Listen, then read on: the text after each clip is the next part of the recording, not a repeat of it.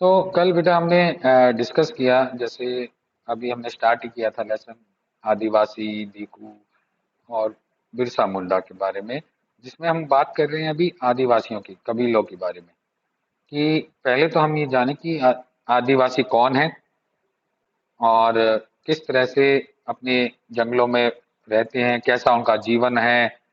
और फिर हम आगे जानेंगे कि इसका ब्रिटिश राज में इन पर क्या इम्पैक्ट पड़ा, ब्रिटिश राज में इसका इन पर क्या क्या प्रभाव आए, क्या इनके जीवन में चेंजेस आए।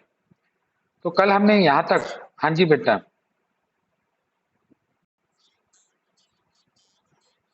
हाँ, नहीं नहीं नहीं, फॉरेनर की बात नहीं है बेटा।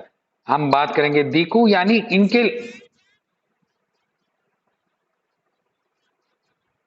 हाँ, लेकिन दीकू इन्होंने उनके लिए दीकू शब्द इसलिए उपयोग किया, वो भी हम देखो लेसन में जैसे जैसे आगे बढ़ेंगे वो क्लियर होता जाएगा आपको। ठीक है, फिर दीकू बाहरी लोग, किसके बाहरी लोग, जो इनके समाज में से बाहर के थे और वहां आकर इनसे अ, इनके उत्पाद जो वनों से प्राप्त होने वाले फॉरेस्ट प्रोडक्ट, इनसे खरीद कर लेके जाते थे कम कीमतों पे और बाहर ज्यादा कीमत पर बेचते थे। ठीक है, वो हम अभी आगे इस लेसन में पढ़ने वाले हैं। तो कल हमने यहाँ तक डिस्कस किया था। अब है देखिए नेक्स्ट, कि जो ये ट्राइबल्स थे, इनमें से बहुत से ट्राइबल हंटिंग अपना जो जीवन व्यतीत करते थे। ये आपको लेसन नंबर पे नंबर 2 पर मिलेगा, जहां हमने झूमिंग खेती डिस्कस किया था। उसके आगे है ना, वहां से अपनी बुक भी खोल के रखना, तो आपको ये भी पता चलता रहे बुक में वो कहाँ कहाँ है। ठीक है, यहाँ जी जी, हाँ जी बेटा। तो अधिकतर ट्राइबल्स जो थे, ये अपना जीवन हंटिंग और गैदरिंग से करते थे। गैदरिंग यानी जो फॉरेस्ट से मिलने वाले प्रोडक्ट हैं उनका संग्रहण करते थे, इकट्ठा करते थे। और शिकार पर डिपेंड थे अधिकतर।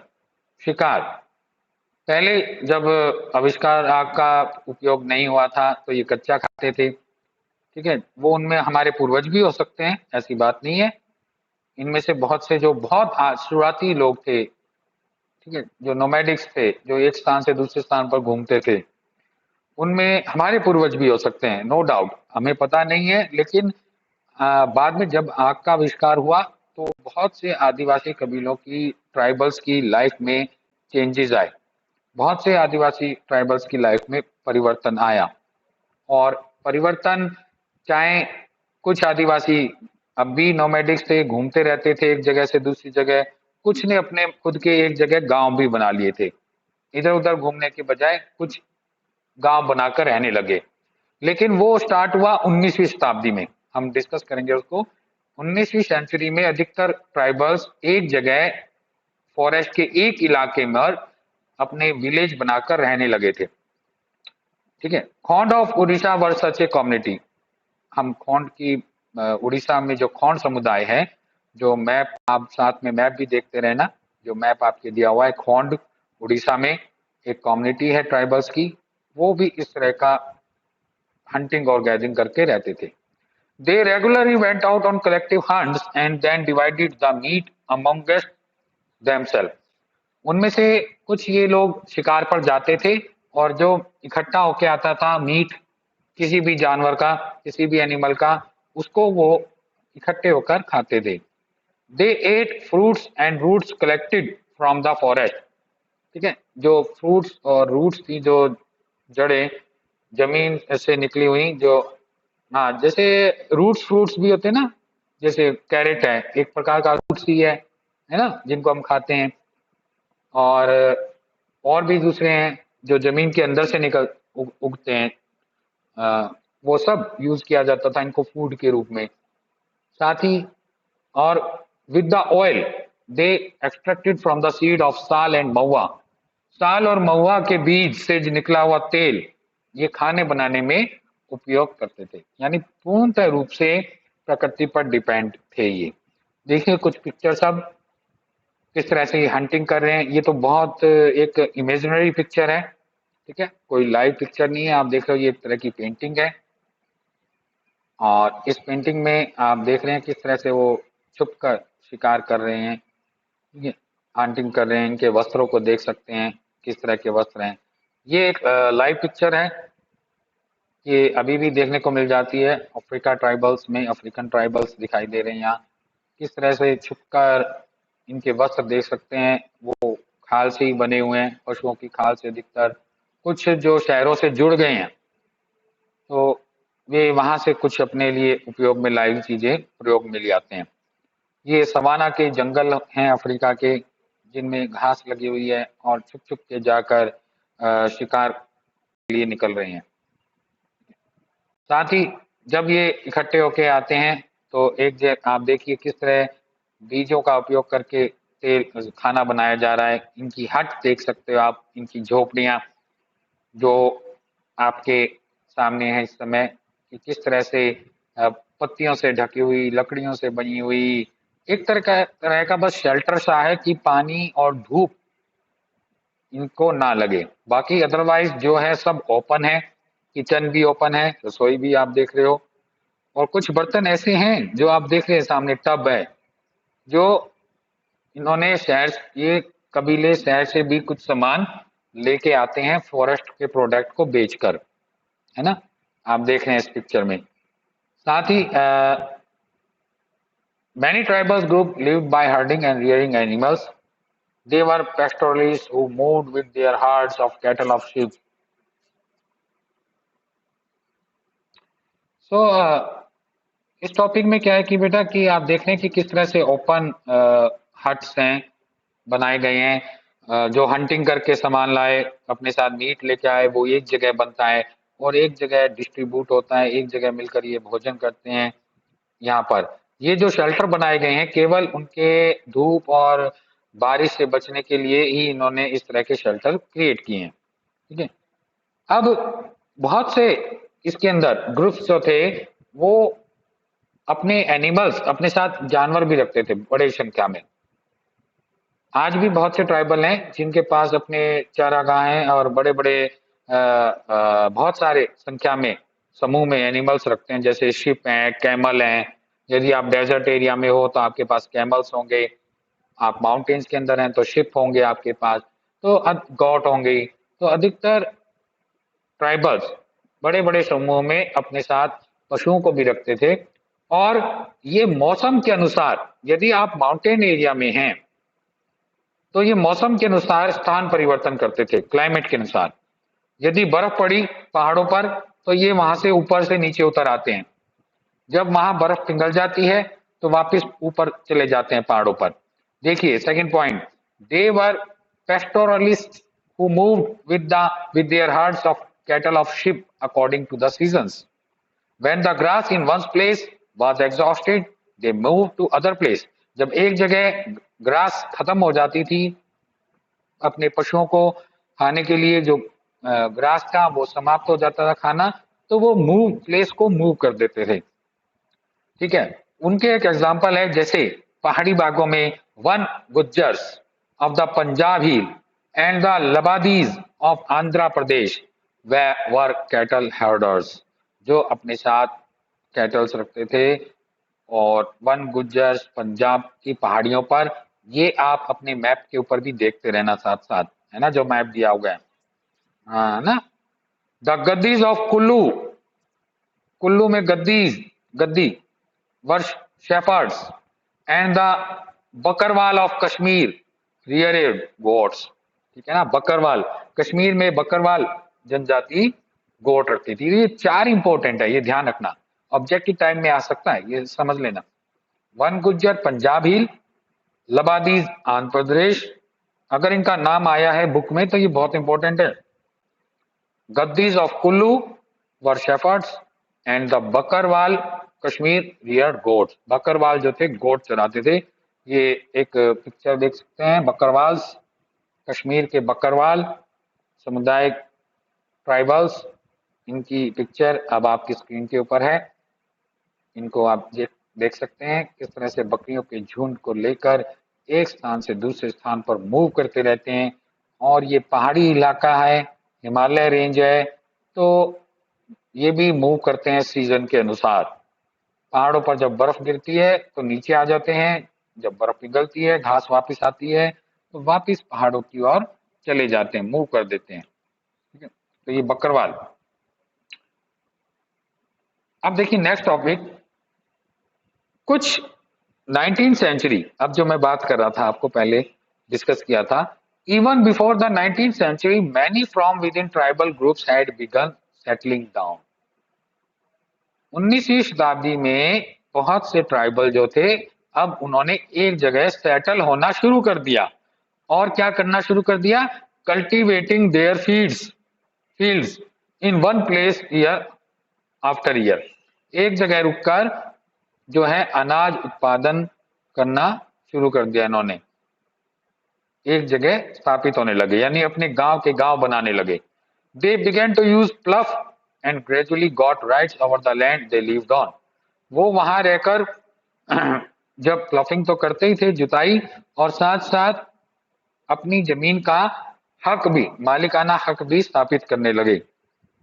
In many cases, like the Mundas of Chota Nagpur, the land belonged to the clan as a whole. ठीक है, छोटा नागपुर मुंडा जनजाति जैसे इस ट्राइबल्स में, ओके, वॉइस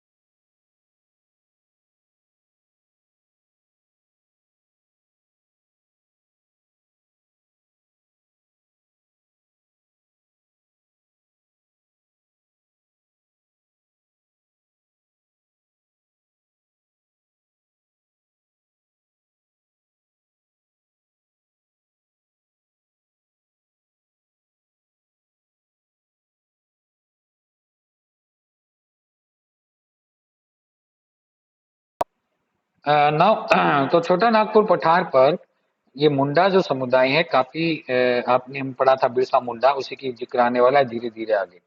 तो इन मैनी केसेस मुंडा समुदाय जिस तरह से छोटा नागपुर पे थे, वो कुलों में विभाजित थे, कुल था उनका, पूरे के पूरे कुल एक समुदाय के रूप में एक जगह इकट्ठे थे। All members of the clan कुल यानी, were regarded as a descendants of the original settlers who had first cleared the land। ये उनके पूर्वज जो थे,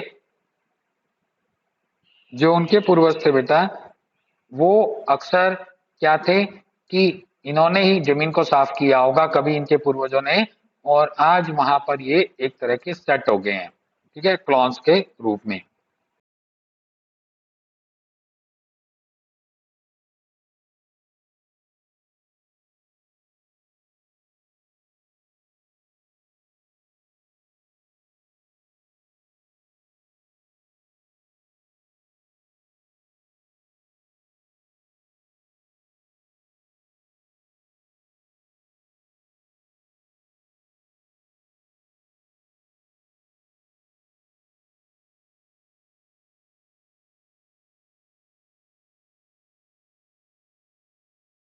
देखिए नेक्स्ट पॉइंट है, very often some people within the clan acquired more power than others, some became chief and other followers.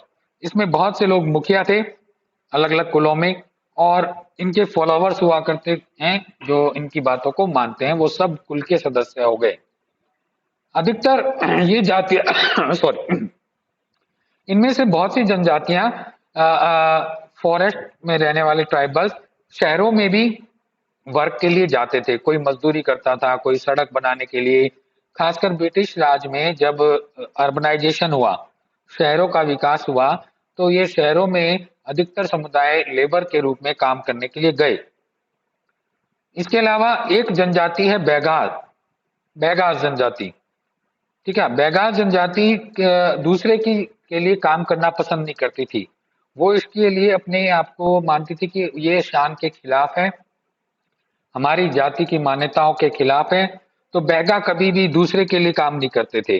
वो पूर्णतः रूप से फॉरेस्ट के ऊपर डिपेंड थे। जो फॉरेस्ट से प्राप्त हो गया उसको प्राप्त करते थे। बैगा एक ऐसा समुदाय था। बाकी समुदाय जो थे अधिकतर रूप से आपके काम के लिए दूसरे के खेतों पर भी जाते थे और शहर में मजदूरी भी किया करते थे।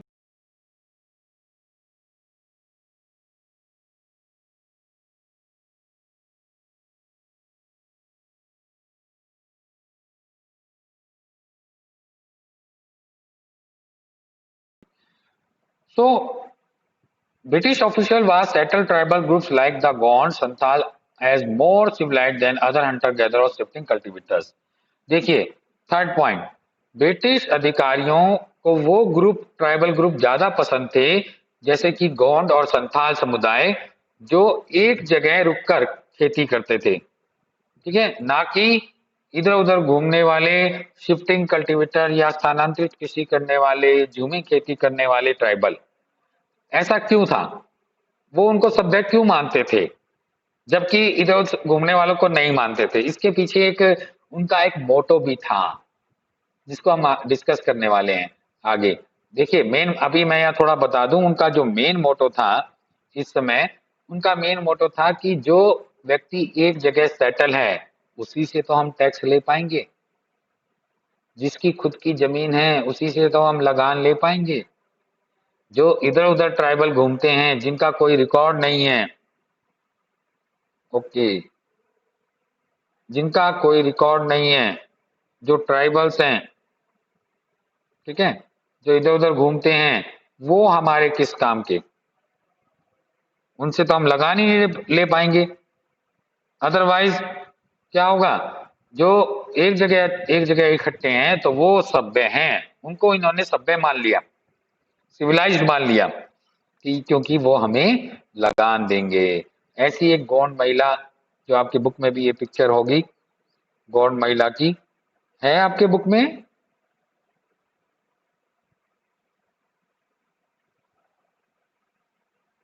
हाँ जी, आपकी बुक में ये पिक्चर है बेटा? नहीं है, गौंड महिला। हाँ, ये उसमें था, हिस्ट्री के अंदर है ना, जब हमने बात की थी गौंड और अहोम सिविलाइजेशन, है ना? तो हाँ, सेवन सेप्ट था, यस। जी जी, बिल्कुल, शाबाश। तो गौंड महिला, हाँ, इसमें नहीं है।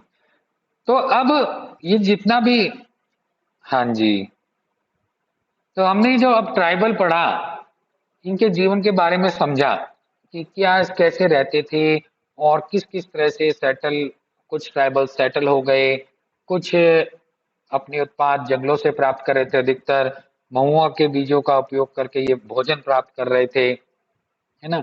अब इनकी पूरी लाइफ एक आपके सामने आ गई होगी, एक तरह का इनकी लाइफ का स्ट्रक्चर, इनका लाइफ का स्टाइल, क्या क्या ये करते थे। कुछ मजदूरी भी करते थे शहरों में जाके, कुछ अपने उपयोग के लिए साहूकारों से कर्ज भी लेते थे ब्याज पर, जो बहुत ज्यादा पड़ता था इनको जरूरतों के लिए।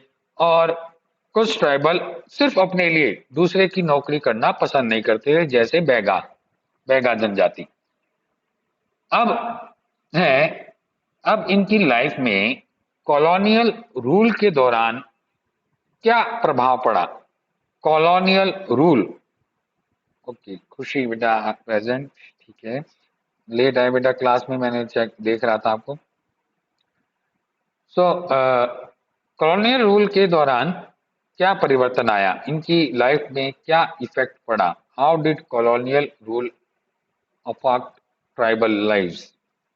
देखिए अब ये टॉपिक है आपका, टॉपिक भी नाम भी वही लिखा हुआ है कि आदिवासियों के जीवन पर क्या पड़ा प्रभाव पड़ा औपनिवेशीकरण का, है ना। आपके टॉपिक है, मिल गया सभी को, जिसमें what happen to the tribal chief. जो ट्राइबल के मुखिया थे, जिनके पास पावर थी, जो अपने आप में न्यायालय का काम करते थे, न्यायाधीश का काम करते थे, और कभी कभी पुलिस का काम भी करते थे। उनको किसी न्यायालय में जाने की जरूरत नहीं पड़ती थी। जो भी प्रॉब्लम हुई, जो भी समस्या इंसिडेंट उनके समुदाय में हुआ, उसका वो खुद ही कर लेते थे। और उनके पास इकोनॉमिक पावर भी थी, आर्थिक ताकत भी थी, और had the right to the administrator and control their territories. वो उनके पास सत्ता की पावर हमेशा रही, और कभी कभी पुलिस का भी काम करते थे। देखिए third point, in some places they had their own police and decided on the local rules of land and forest management।